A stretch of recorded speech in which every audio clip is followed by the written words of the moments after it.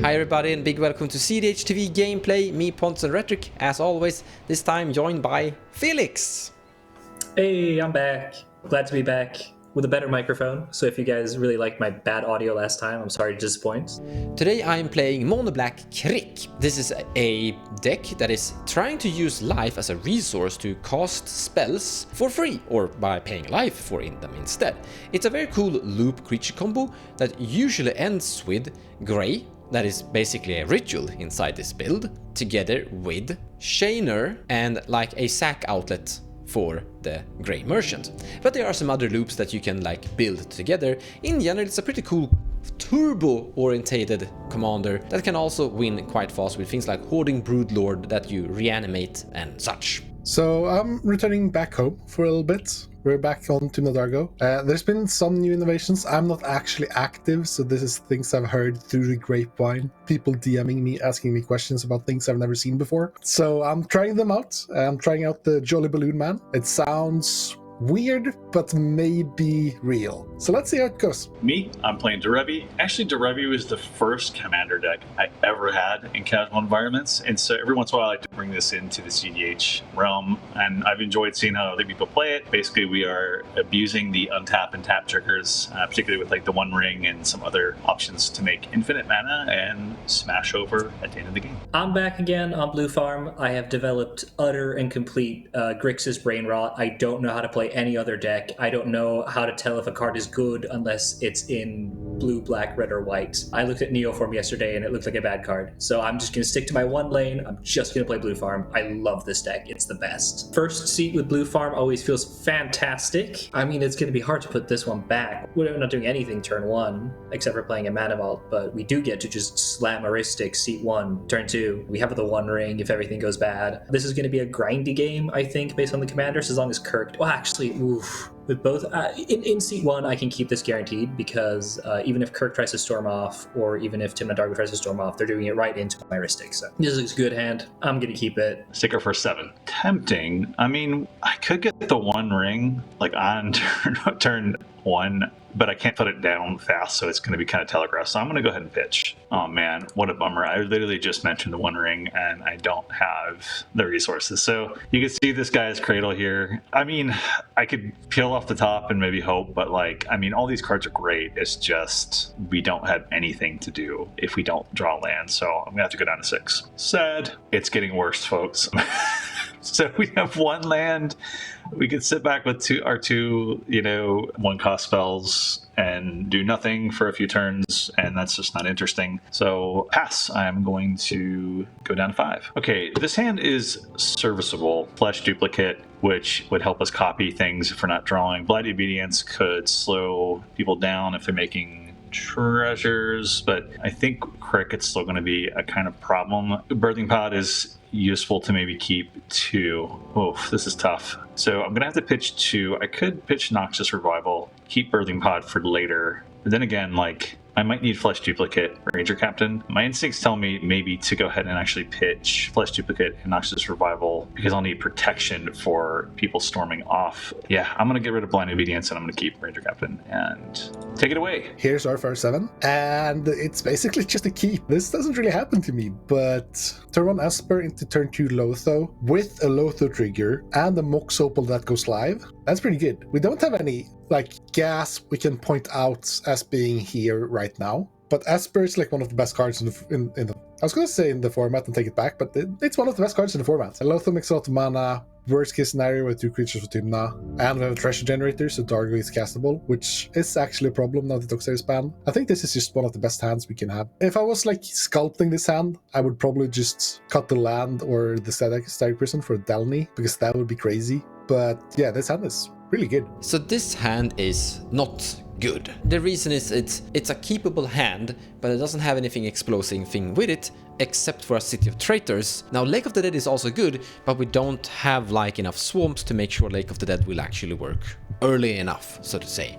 We have Flesh Ritter, which is a 1-card tutor that you pay a lot of life and some colorless mana into to make it work. It literally finds everything you need. But the hand is lacking power and it's lacking a good way to get Crick into play fast enough, so I'm going to mulligan this one. This hand is also too slow, like it's gonna be land drop, land drop, land drop, and then crick too late, so we're gonna go to 6. This is tempting. We have Sensei's... I don't like Sensei's Divining Top in my opening hand. It's something you want to draw into later, like with Bolas Citadel and such. Dark Ritually Good is good to help get Crick into play, but then the hand gets stuck. I think we're going down to 5. We can live with this. This is fine. It's actually really good considering we have Blood Celebrant. This is pay 1 life or pay 2 life to add 1 black mana to your mana pool. We have Swamp and Soldering and Cruel Claw's Heist. If we have a land drop, we have a turn 2 Necromancy Attempt, unlike a Villis. Or necromancing up a Hoarding Broodlord is mostly what we're going to do. That means it's gonna be tricky to what we're actually gonna mulligan.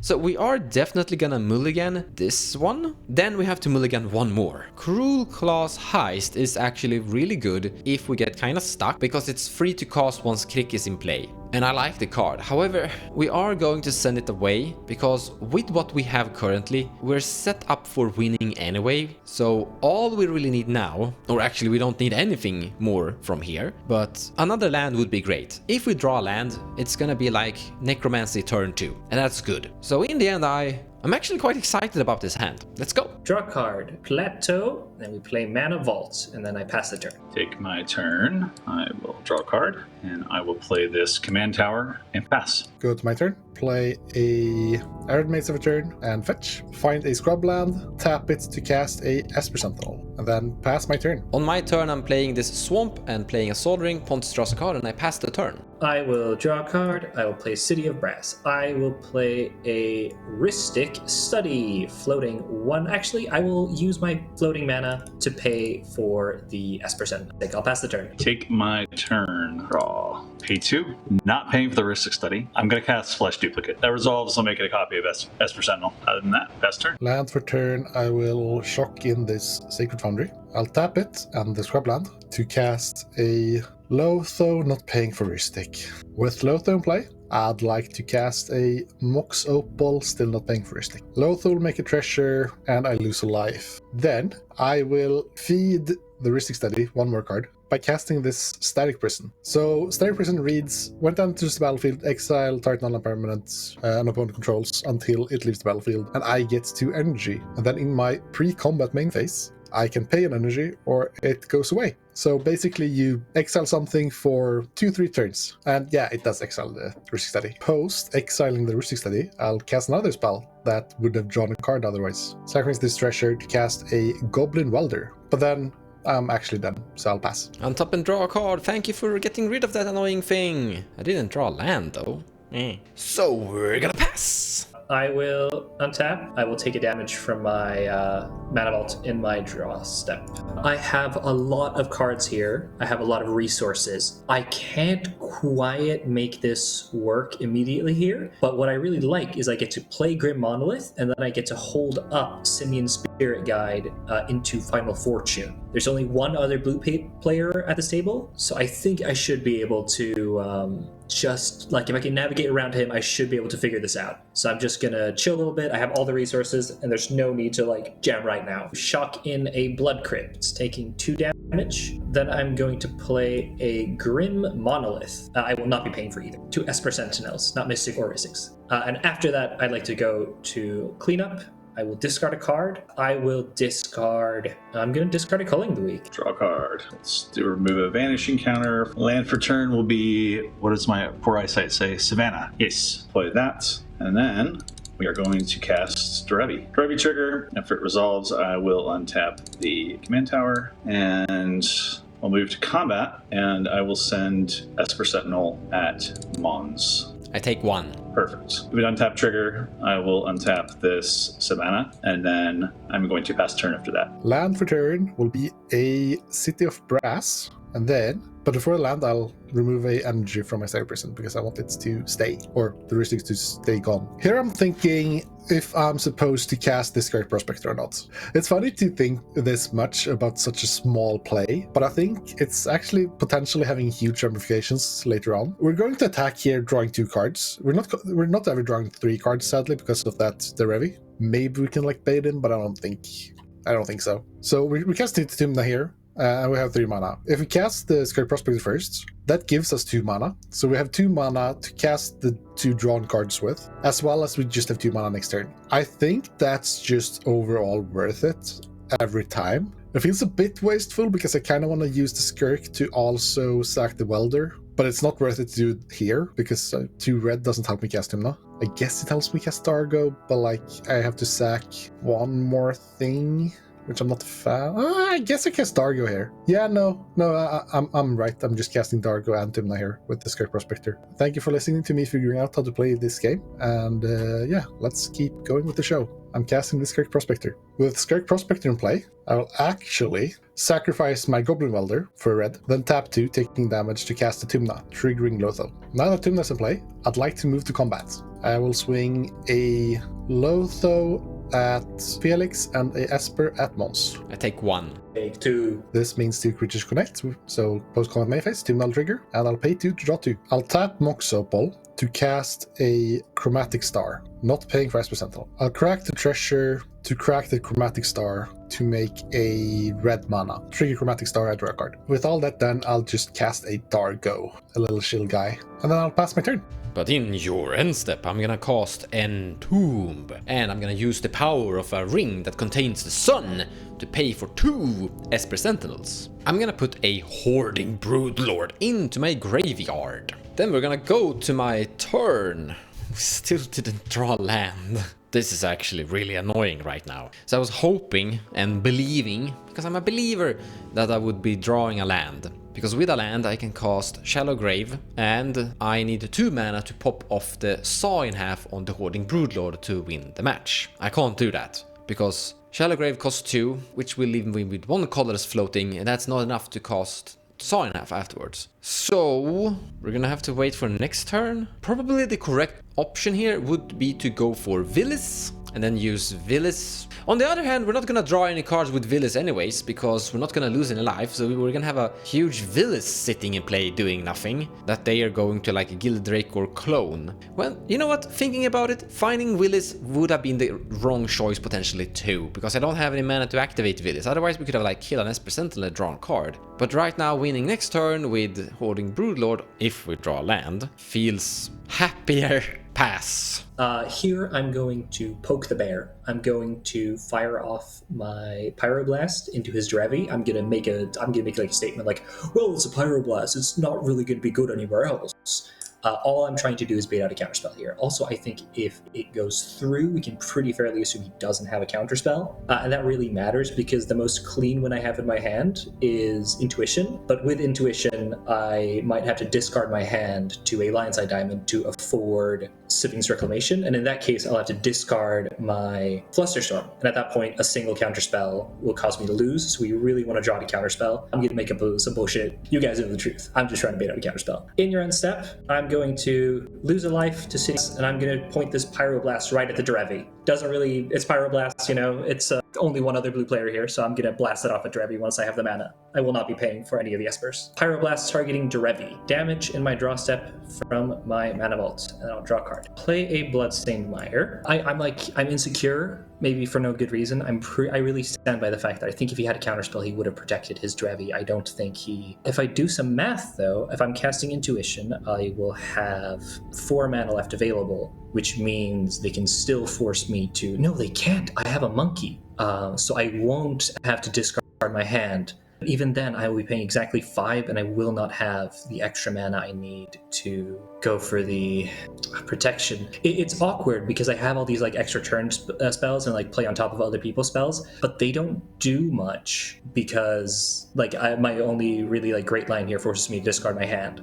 So this might just be so like I can tap out for the One Ring, but I need the mana from the Grim Monolith to be able to win the game like pretty badly. So I can't tap that, and if I tap out all of my colors, I'm definitely gonna lose, and I feel like I'm gonna lose to Pontus anyways. He's got such a huge board. You know what? I'm just gonna fetch first. I'll fetch a Underground Sea. I'm going to float 1 mana with Grim Monolith, and I'm going to cast a Intuition, targeting... I'll target our Kirk player, I think. I have not paid for Esper, no. You may both draw. Pontus, Red Blast? Pass. All right, Intuition resolves. I'll make a very classic pile. I will show you Lion's Eye Diamond. I will show you Underworld Breach. And I will show you Sevin's Reclamation. I'm going to give you Lion's Eye Diamond. You can go Hellbent. All the way to hell I go. I like to play Final Fortune. Make a treasure. Play a Lion's Eye Diamond first, and then I like to try to go to my extra turn. Take a damage on my draw step. Pray to draw land. I like to play a Volcanic Island. I'd like to exile a Simian Spirit Guide for 1 red mana. Then I'd like to tap 1, 2, 3, 4 additional lands, and I would like to flashback a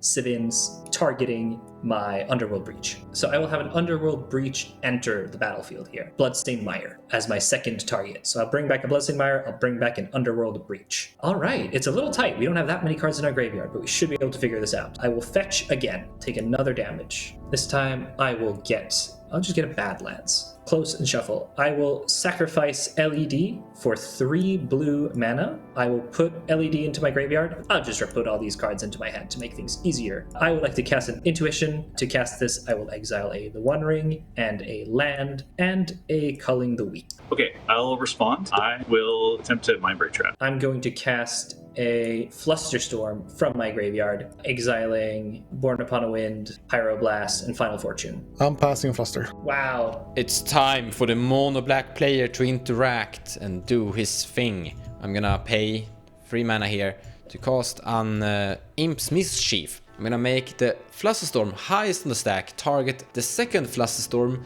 removing 2 Flusterstorms, and now Rhetoric only needs to pay 2 mana to remove the last remaining Flusterstorm on the stack, and Mindbreak Trap will be saved. I'm also paying for Pontus Esper Sentinel, but Rhetoric, you can draw a card. Unbelievable, but this made my life a lot more difficult.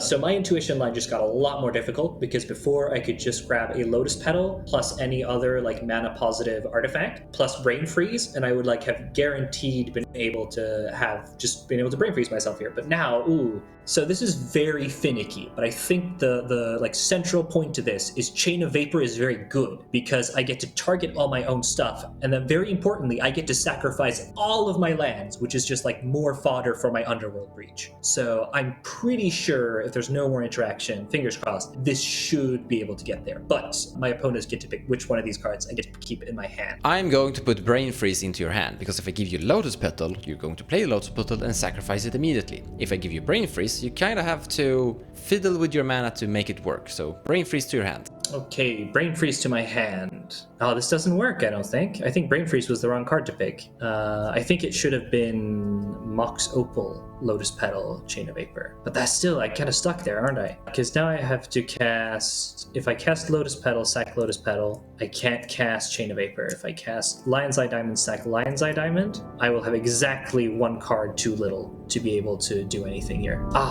Dang it. I can't get the math to add up. I think there's a world where it was Mox Opal over Brain Freeze here, but still I think it's a very tight line. Wasn't expecting the Mindbreak Trap, certainly wasn't expecting the Imp's Mischief there. I'm gonna have to pass the turn and see you later. All right, at the end of your turn, I will cast Eladamri's Call, triggering low flow. Go find a card, untap and draw Rejuvenating Springs, casting our commander with the special ability of Derevi, and we'll untap Mantower. We're gonna move to combat and attack Mons with Esper Sentinel. I take 1. As an untap trigger, this Tundra, pay 2, and I'm gonna cast Drannith Magistrate because I can't assemble things with Emil just yet. Last turn. Go to my turn. Let's start with the fun part. Go straight to combat. We'll hit Mons for 3 and Rhetoric with a 7/5 Trampler Dargo. I take 3 damage. I'll gain 2 from Tuna, and then opposed Combat Mayface. I'll pay 2 to draw 2. Land for turn will be a Ancient Tomb. Let's just see if there's anything here to even start.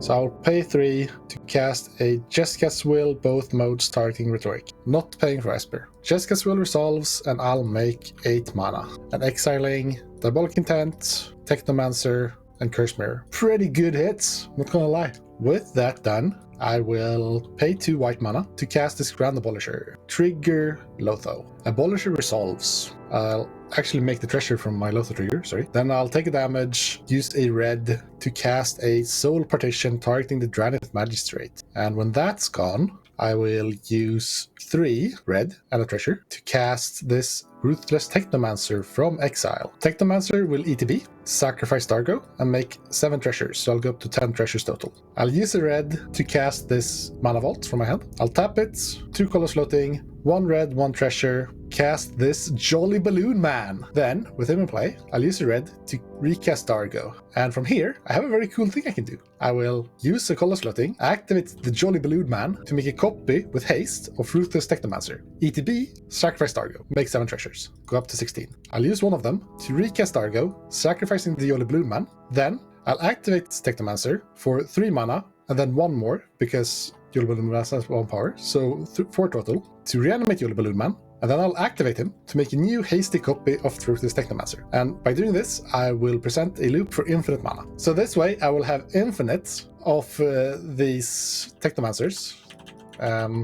Sadly, we're post-combat. So with my infinite mana, I'll have to continue this loop, but also reanimate this Orcish Bowmaster. So when I sacrifice Jolly Balloon Man, I'll also sacrifice the Bowmaster, reanimate both with my infinite mana, and ping the table to death. Good game. I hope you enjoyed this battle match. As always, we will be back next week. We had some very impressive mono black counter magic, by the way. I did pay in this game, I promise. And some Sekupu people and some balloon army. In any case, hope you enjoyed it. See you next time.